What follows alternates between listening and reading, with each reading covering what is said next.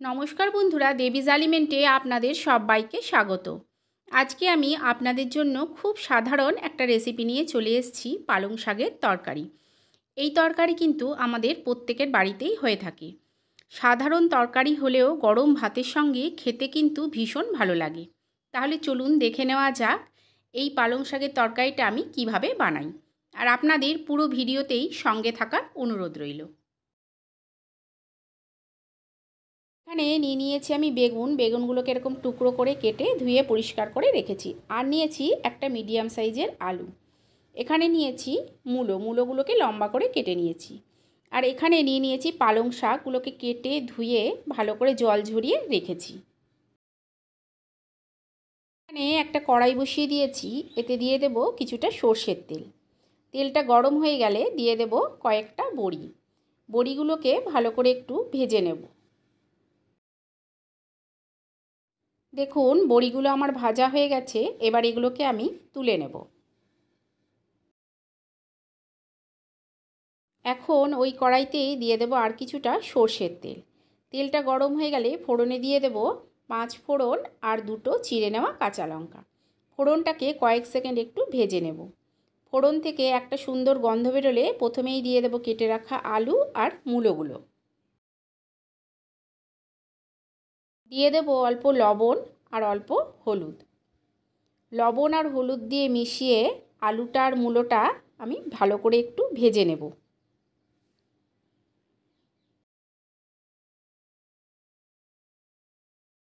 মূলোটা আর আলুটা ভালো করে একটু ভেজে নিয়েছি। এখন এতে দিয়ে দেবো আমি কেটে রাখা পালং শাকগুলো।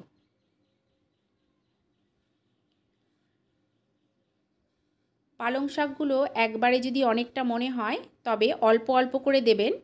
দিয়ে ভালো করে মিশিয়ে নেব। পালং শাক কিন্তু একটু পরেই দেখবেন নরম হয়ে অনেকটাই কমে গেছে। বাদবাকি শাকগুলোও দিয়ে দেব। সমস্ত পালং শাকগুলো দিয়ে দিলাম হাফ চামচের মতো লবণ আর দিলাম অল্প হলুদ। দিয়ে সমস্ত সবজির সঙ্গে পালং শাকটাকে ভালো করে মিশিয়ে নেব। এইভাবে পালং শাকটাকে সবজির সঙ্গে মিশিয়ে নিতে হবে। দিয়ে এবার আমি ঢাকা দিয়ে এটাকে কিছুক্ষণ হতে দেব। 5 মিনিট পর আমি ঢাকাটা তুলে নেব। দেখুন পালং শাকগুলো নরম হয়ে কতটা কমে গেছে। ভালো করে একবার পালং শাকটাকে আমি নেড়ে দেব। দিয়ে আমি ঢাকা দিয়ে এটাকে আরও 5 মিনিটের মতো হতে দেব।